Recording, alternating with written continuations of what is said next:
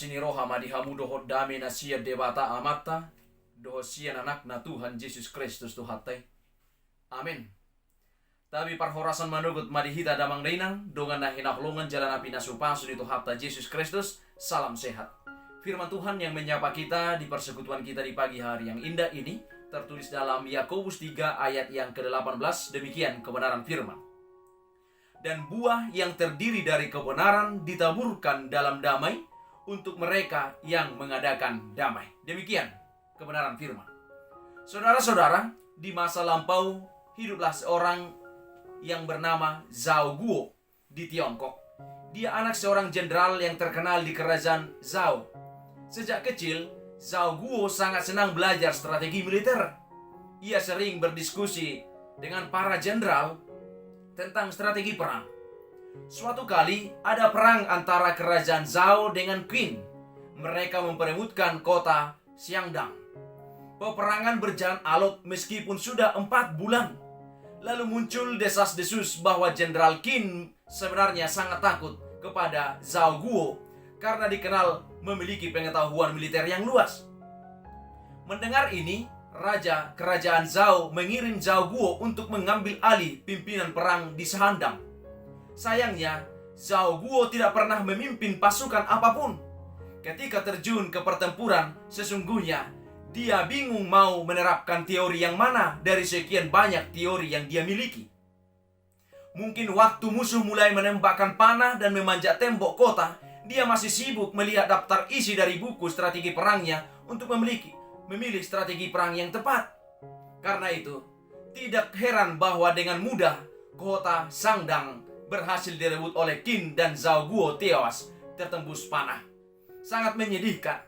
Ilmunya yang banyak ternyata tidak bisa diterapkan. Saudaraku yang kekasih, hal semacam ini bisa terjadi dalam kehidupan kita. Kalau kita membaca buku tentang cara menggoreng nasi, tentu tidak berarti kita bisa membuat nasi goreng yang yummy seperti Yasmin. Kalau kita selesai membaca buku tentang bermain pingpong, tidak berarti kita langsung bisa melakukan smash dan masuk. Kalau smash dan keluar, ya semua juga bisa. Begitu juga kalau kita tahu bagaimana membina hubungan yang baik dengan sesama, tidak berarti kita mampu melakukan dengan benar. Pengetahuan tidak dengan sendirinya membawa kita pada tindakan yang benar. Untuk bisa bertindak benar, kita butuh yang lebih daripada pengetahuan, yaitu hikmat. Tentu saja bukan sembarang hikmat, tetapi hikmat yang benar.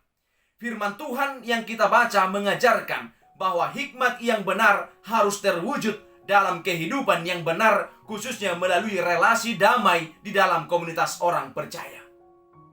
Saudaraku yang kekasih, seorang berhikmat pastilah menghasilkan kehidupan yang baik. Salah satu dari kualitas hidup yang baik tersebut adalah membawa kedamaian. Sekarang Yakobus mengajarkan bahwa mereka yang membawa atau yang mengadakan damai, yang mengajarkan hikmat akan menghasilkan buah kebenaran. Yakobus sepertinya ingin menekankan bahwa suasana kondisi damai menjadi syarat utama supaya hikmat itu berhasil mengubah seseorang. Adakah yang dimaksud dengan suasana kondisi damai di sini? Dalam Alkitab, istilah damai biasanya terkait dengan 2 hal, yakni beresnya hubungan sesama manusia dan kondisi hati yang tenang. Jika melihat konteks pembahasan Yakobus yang berbicara mengenai bahaya perkataan, juga mengenai bahaya iri hati dan mementingkan diri sendiri dalam ayat 16 sampai dengan 17, maka Yakobus sepertinya menggunakan istilah damai untuk membicarakan mengenai kondisi hubungan yang dibangun secara sehat tanpa perselisihan dan pertengkaran. Dengan demikian, Yakobus melihat bahwa hikmat yang diajarkan akan efektif atau menghasilkan buah kebenaran jika disampaikan tanpa pertengkaran dan tanpa perdebatan. Bapak Ibu Saudara yang dicintai Yesus Kristus, sekarang marilah kita pelajari firman Tuhan yang kita renungkan kali ini. Yakobus dalam suratnya untuk 12 suku di perantauan seperti ditulis dalam Yakobus 3 ayat 13 mengatakan, "Siapakah di antara kamu yang bijak dan yang berbudi? Baiklah ia dengan cara hidup yang baik menyatakan perbuatannya oleh hikmat yang lahir dari kelemah lembutan. Sekali lagi, siapakah dari antara kamu yang bijak dan yang berbudi? Baiklah ia dengan cara hidup yang baik menyatakan perbuatannya oleh hikmat yang lahir dari kelemah lembutan. Yakobus bertanya kepada mereka, yaitu 12 suku di perantauan, siapakah di antara kamu yang bijak dan berbudi? Siapakah di antara kamu yang berhikmat dan berakal budi? Siapakah di antara kamu yang takut akan Tuhan? Jika ada, baiklah ia dengan cara hidup yang baik. Baiklah ia menyatakan perbuatannya oleh hikmat yang lahir dari kelemah lembutan, yaitu hikmat yang bersumber dari Allah. Dalam Yakobus 3 ayat 14, Yakobus mengingatkan mereka dan kita juga saat ini dikatakan, jika kamu menaruh perasaan iri hati dan kamu mementingkan diri sendiri, janganlah kamu memegahkan diri dan janganlah kamu berdusta melawan kebenaran. Saudara kekasih, benar. Iri hati menimbulkan kebencian dan kebencian memicu pembantahan dan kebantahan mengakibatkan pertengkaran, dan di mana ada pertengkaran di situ tidak akan pernah ada damai sejahtera. Oleh sebab itu, Yakobus mengingatkan, jika kamu menaruh perasaan iri hati, maka janganlah kamu bermegah. Jika kamu mementingkan diri sendiri, janganlah kamu memegahkan diri. Janganlah kamu berdusta melawan kebenaran. Mengapa? Yakobus menegaskan bahwa semua itu bukan hikmat yang dari Allah. Beginilah firman Tuhan dalam Yakobus 3 ayat 15. Itu bukanlah hikmat yang datang dari atas, tetapi dari dunia, dari nafsu dunia, dari setan-setan.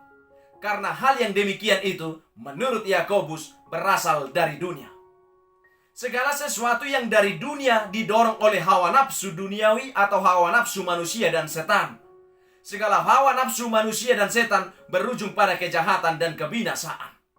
Kemudian Yakobus juga menyatakan bahwa iri hati dan mementingkan diri sendiri akan mengakibatkan kekacauan dan kejahatan. Dia berkata dalam ayat 16, sebab di mana ada iri hati dan mementingkan diri sendiri, di situ ada kekacauan dan segala macam perbuatan jahat. Sungguh luar biasa. Iri hati menimbulkan pembantahan dan perselisihan. Mementingkan diri sendiri sifat egois yang mau menang sendiri. Semua itu dapat menjadi penyebab timbulnya berbagai kekacauan dan kejahatan dan menjauhkan kita dari yang namanya damai sejahtera. Dalam pada hal itu, hikmat yang bersumber dari Allah adalah murni yang berbuah segala yang baik dan kebaikan. Inilah firman Tuhan yang ditulis dalam Yakobus 3 ayat 17 dikatakan, tetapi hikmat yang dari atas Allah pertama-tama murni, selanjutnya pendamai, peramah, penurut, penuh belas kasihan, dan buah-buah yang baik, tidak memihak dan tidak munafik. Percayalah, imanilah, bahwa hikmat yang bersumber dari Tuhan adalah murni. Hikmat yang bersumber dari Allah tidak akan terkontaminasi oleh hawa nafsu, dengki, iri hati, dan tinggi hati. Hikmat yang bersumber dari Allah tidak akan menimbulkan dendam, tidak akan menimbulkan kemunafikan, pembantahan, percekcokan, dan kejahatan. Hikmat yang dari atas akan menjadi pendamai, peramah, penurut, dan penuh belas kasihan. Hikmat yang bersumber dari Allah akan memberikan buah-buah yang baik dan kebaikan. Akhirnya, marilah kita simak firman Tuhan yang ditulis dalam Yakobus 3 ayat 18 nas kita hari ini. Dan buah yang terdiri dari kebenaran ditaburkan dalam damai untuk mereka yang mengadakan damai. Benar, buah kebenaran jika ditaburkan dengan takut akan Tuhan akan menimbulkan kedamaian. Sekali lagi, buah kebenaran jika ditaburkan dengan takut akan Tuhan akan menimbulkan kedamaian. Hikmat yang bersumber dari Allah akan mendorong terwujudnya buah roh, sebagaimana ditulis dalam surat Galatia 5 ayat 22-23. Tetapi buah roh ialah kasih, sukacita, damai sejahtera, kesabaran, kemurahan, kebaikan, kesetiaan, kelemah lembutan, penguasaan diri. Tidak ada hukum yang menentang hal-hal itu. Saudara yang kekasih, berbahagialah orang yang tidak iri hati, tidak mementingkan diri sendiri, tidak memegahkan diri dan tidak berdusta, karena dia melimpahkan kepada kita berkat kasih karunia-Nya. Berbahagialah orang yang menggunakan hikmat Allah dengan penuh rasa takut kepadanya, karena dia akan menjadikan pendamai, peramah, penurut, penuh belas kasihan, dan buah-buah yang baik. Berbahagialah orang termasuk kita yang menabur buah kebenaran dalam damai untuk mereka yang mengadakan damai, karena Allah telah menyediakan bagi kita hidup damai sejahtera. Saudara, hikmat yang benar harus terwujud dalam kehidupan yang benar, khususnya melalui relasi damai dengan komunitas orang percaya. Karena itu, marilah kita memohon agar Allah terus mengalirkan hikmat melalui hidup kita, melembutkan dan merendahkan hati kita, memenuhi hati kita dengan belas kasihan, sehingga kita dapat menghadirkan damai dalam komunitas kita. Sehingga kata-kata Tuhan Yesus dalam khotbah di bukit dikatakan, berbahagialah orang-orang yang membawa damai, karena mereka akan disebut anak-anak Allah. Sungguh terwujud dalam hidup kita bagi kemuliaan Allah. Amin.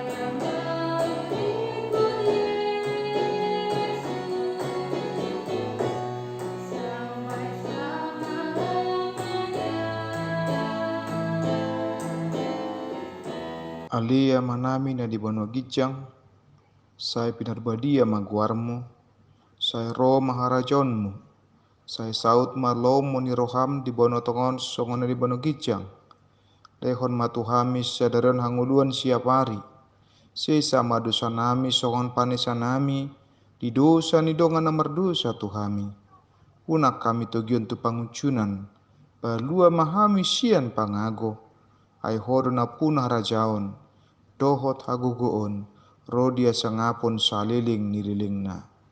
Amin.